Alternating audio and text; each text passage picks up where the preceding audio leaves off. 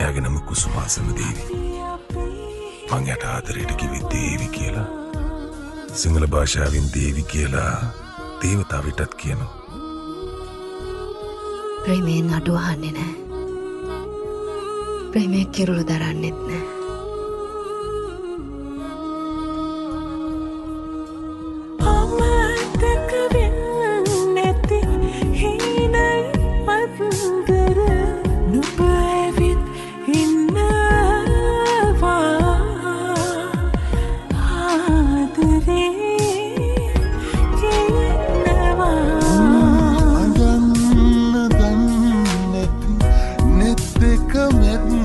They